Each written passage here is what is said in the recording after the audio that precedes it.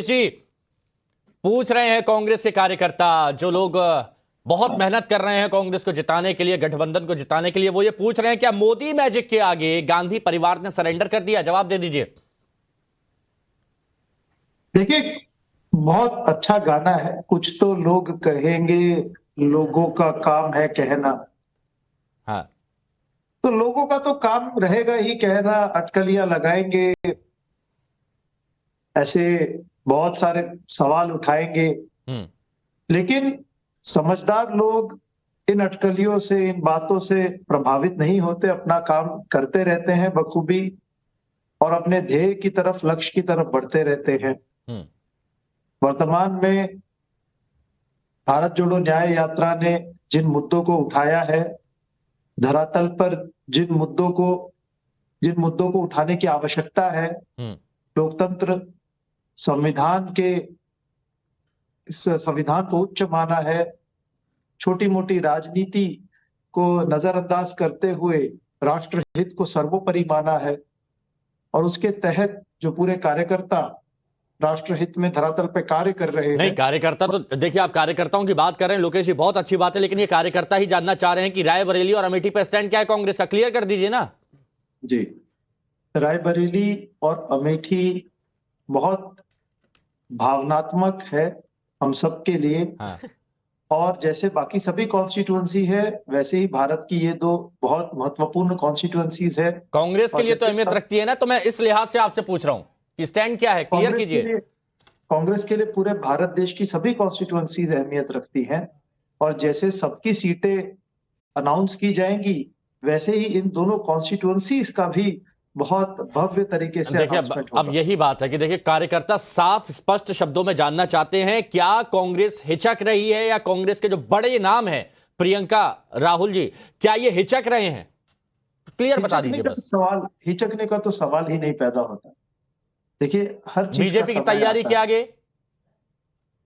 देखिए जी, तैयारी बीजेपी अपने लिए कर रही है, कांग्रेस अपने लिए कर रही है, और सबकी तैयारी अलग तरीके से होती है। आपने एक वो पिक्चर देखी कॉन्फिडेंस नहीं होगी। दिख रहा आपके नेताओं में, कॉन्फिडेंस मैं नहीं दिख रहा। आपको एक मैं आपको एक मूवी बताता हूँ, जो जीता वही सिकंदर। उसमें जो आखिरी लैप का रेस होता है, तो उसमें दीपक तिजोरी जो है बहुत पहले ही बड़ा गियर डालकर आगे निकल जाते। अरे बड़ा गियर, और लेकिन यहां पर तो साइकिल, यहां पर भरोसा ही नहीं हो रहा ना। आपने उस पर उसका नहीं, उसका एक एग्जांपल मैं दे रहा हूं, शिवम त्यागी जी के पास जाऊंगा, लेकिन एक एग्जांपल मैं आपको दे देता हूं। अशोक गहलोत खुद इस बात को कह रहे हैं, हो सकता है कि हाँ बीजेपी जीत जाए, वो अपनी सरकार बना ले, हम विपक्ष में लेकिन सदन में अपनी आवाज उठाते रहेंगे। कॉन्फिडेंस ही गायब है कि हाँ ठीक है नहीं, बना ले। आपको अपने ऊपर कॉन्फिडेंस नहीं है क्या? नहीं हिमांशु जी, कॉन्फिडेंस पूरा है। हम तो कार्यकर्ताओं का धन्यवाद करते हैं, जो जोश और जो इन्होंने कार्य कर्मठता जो धरातल पर दिखाई लोकेश है, जी यही और सवाल है, जिस यही यही जुझारू यही मैं तरीके कहना से चाह ये रहा था, लगे जो हुए आपने हैं। कहा कि कार्यकर्ताओं में ही जोश दिख रहा है, कार्यकर्ताओं में ही जोश दिख रहा है। शिवम जी, ऐसा क्यों है? क्या स्टैंड क्लियर नहीं हो पा रहा? चुनावी फंड की बात भी होती है, यहां पर रायबरेली अमेठी के बारे में सवाल पूछा जाता है तो कहते हैं कि नहीं बहुत भावनात्मक, बहुत महत्वपूर्ण सीट है, जब वक्त आएगा तो बता देंगे। ऐसा क्यों?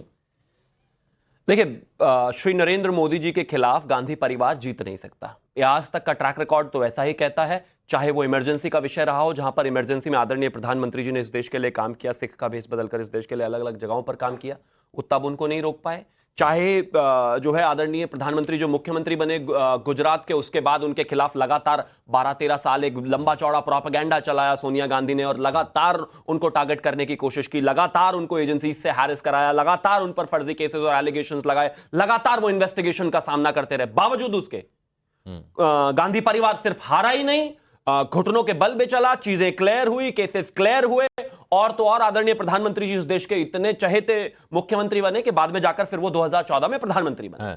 2014 में ये लोग बहुत बुरी तरीके से हारे, 2019 में बहुत बुरी तरीके से हारे, अपनी जो सीट है वही हार गए।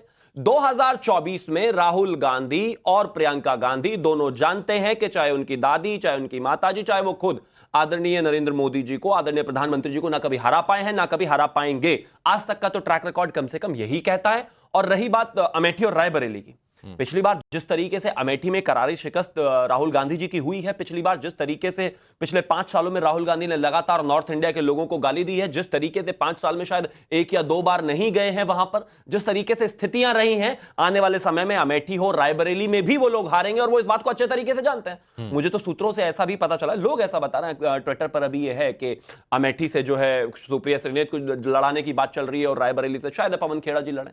मतलब मुझे तो ऐसा लगता है ये बैकअप प्लान है उन लोगों के लिए जिन्होंने गांधी परिवार को बर्बाद कर दिया, उनका करियर बर्बाद करने के लिए उन दोनों को वहां से लड़ा दो। हाँ। ऐसा कहा जा रहा है। हाँ। मैं श्योर नहीं हूं इस चीज को लेकर। हाँ। लेकिन जिस तरीके से जनता के बीच में कांग्रेस की परसेप्शन को बिगाड़ने वाले, धूमिल करने वाले कुछ प्रवक्ता टीवी पर बैठकर रोजाना ज्ञान देते थे, मुझे लगता है उनको साइड ठिकाने लगाने का परमानेंट इंतजाम कांग्रेस ने कर लिया है। कांग्रेस से कोई भी लड़े अमेठी रायबरेली से आज, वो हारेगा, ये तय है और वो ये जानते हैं इस बात। लोकेश जी, कॉन्फिडेंस देख रहे हैं? यही कॉन्फिडेंस तो कार्यकर्ता चाहते हैं कांग्रेस में। देखे कपीश जी, आ रहा हूं बस थोड़ी देर। हाँ, देखिए जो व्यक्ति इग्नोरेंट होता है, जो अज्ञानी होता है, उसमें कॉन्फिडेंस बहुत भरपूर नहीं, इग्नोरेंस जैसी बात क्या? आप बताइए राहुल जी कितनी बार गए अमेठी पिछले 5 सालों में? शिवम जी, राजनीति धरातल पर इन मुद्दों पर नहीं, धरातल पर ही पूछ रहा हूं। अमेठी जाने के लिए धरातल पर ही जाना पड़ेगा, कोई वो पानी में थोड़ी ना कमाल बात हो रही है। स्मृति ईरानी ये दावा भी करती है। बताइए राहुल गांधी अमेठी पिछले 5 सालों में कितनी बार गए? आप कार्यकर्ता है ना, बताइए। शालीनता से पूछ रहा हूं। मोदी साहब वाराणसी कितनी बार गए? बिल्कुल, लगातार जाते रहते हैं, लगातार जाते रहते हैं। देखते नहीं है किस तरीके से शिलान्यास होता है? अभी 10 दिन पहले ही फिर से दर्शन करके आए हैं महाकाल। नहीं करेंगे, सुनिए, हम बहस नहीं करेंगे। अच्छा, आप बताइए कितनी बार गए, बताइए ना। कितने वोट टोटल अंकित हुए थे राहुल गांधी? यही तो प्रॉब्लम है आपकी कि लगातार इधर उधर की बातें करते रहेंगे, लेकिन जनता के मुद्दों पर जनता के बीच में नहीं रहेंगे। आज के समय में अमेठी, रायबरेली, उत्तर प्रदेश और देश का जो वोटर है वो पूरे तरीके से अवेयर हो चुका है और वो जानते हैं आप लोग होते ही नहीं है ग्राउंड पर। देखिए, आप चर्चा करना चाहते हैं या बहस करना चाहते हैं? नहीं, लेकिन ये कांग्रेस के कार्यकर्ता भी ये बात जानना चाहते हैं कि इस पर स्टैंड एक बार क्लियर हो जाए, आप अपनी बात रखें। क्योंकि जब ये पूछा जाता है कि राहुल गांधी लगातार अमेठी में उतने एक्टिव क्यों नजर नहीं आ रहे, जो बीजेपी सवाल खड़े करती है, स्मृति ईरानी भी सवाल खड़े करती हैं, तो ये बात का जवाब तो कांग्रेस को देना होगा ना।